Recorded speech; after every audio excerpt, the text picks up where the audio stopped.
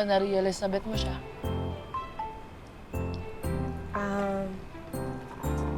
Yung totoo? Oo. Magkaaminan na tayo dito. Sige. Kikilig ka. Medyo matagal na. Yata, oo.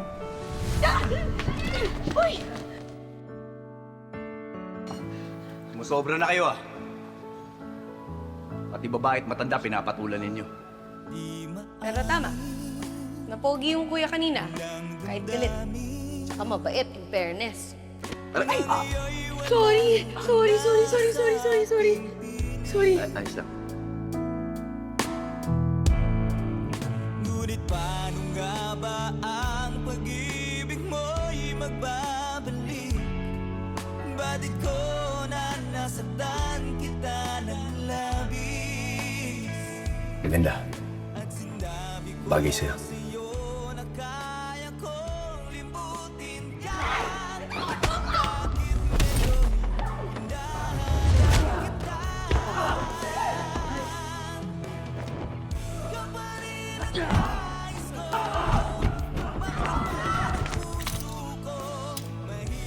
Ano yung pwedeng wala akong gawin? Malatama mo. Ako busak ng dugo. Nahimik ka!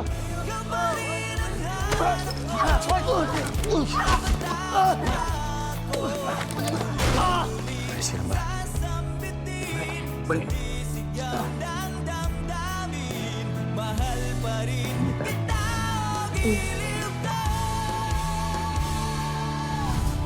Hindi ko alam, parang lagi lang siya nandyan. Tapos, lagi niya ako nililigtas. Pero, itong huli, yung sa Baguio, yung talagang sinugal niya yung buhay niya para sa akin. Doon ko na-realize na parang, iba na to. Iba na talaga yan, Bani. Ano pa inaantay mo? Ba't mo papapatagalin? Nako, 2024 na.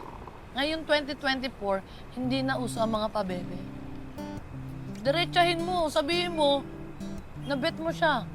Grabe naman. Na nagugustuhan mo siya. Grabe Ganyan. naman. Ganun na nga uso ngayon. Ano bang gagawin ko? Ito, may naalala ko. Dapat mag-effort kayo. Hindi yung basta-basta effort lang na kayang gawin ng kung sino lang, ha. Dapat yung super-duper effort. Effort. Oo, yung hindi niya iisipin na, oh, ang thoughtful naman ng friend kong si Van eh. Huwag ganyan. Ang Friendzone yun. Friendzone. Friendzone yun. Oo. Ang sakit yun. Diba? Dapat ang goal mo, is, maiisip niya kagad na, yung pag nag-effort ka, sasabihin niya, ay parang wait lang ha. Parang iba na to. Ganyan dapat. Oo. Teka. So, kailangan kong gawin espesyal at ma-effort. Oo. Parang ang hirap naman yata nun.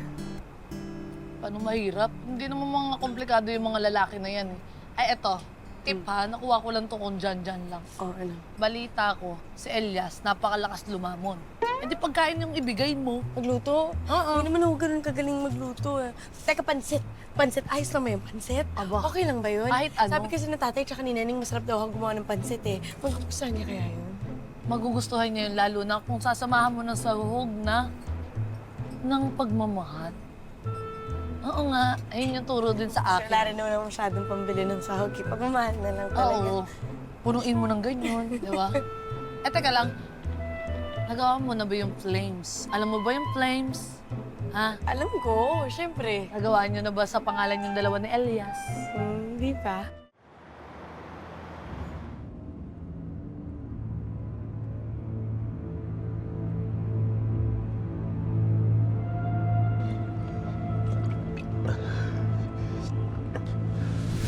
Wala ka nang ginawang tama.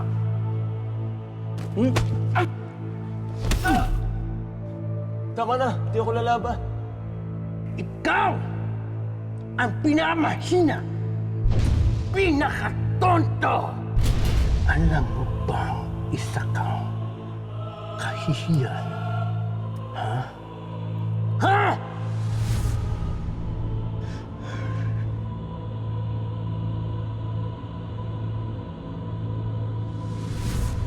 Pero hindi ko alam kung bakit lumabas kang inutil! Nagsisisi ako naging anak pa kita.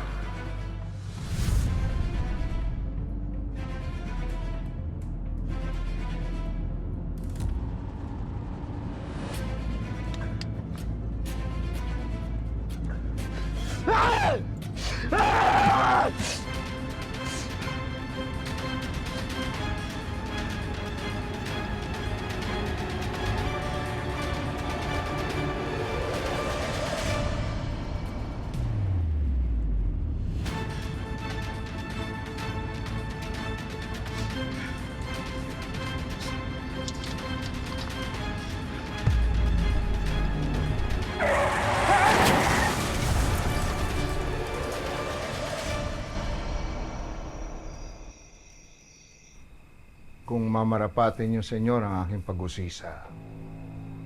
Yung bang sinabi mo kanina kay Calvin na pinag-iisipan mong ipamana ang Golden Scorpion kay Elias?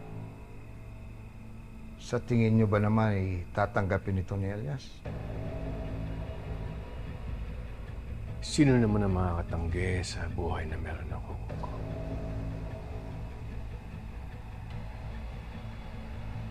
Nakita mo naman kung paano magkandara pa si Calvin para maging leader ng Golden Scorpion. Naroon na ako. Ganun pa man. Makukumbinsin niyo ba talaga si Elias? Gamit ang inyong yaman, lahat ng inyong yaman at kapangyarihan.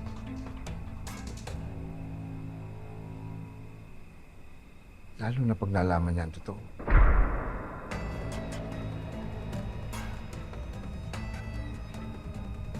Yung katotohanan na tayo at ikaw bilang leader ng Golden Scorpion,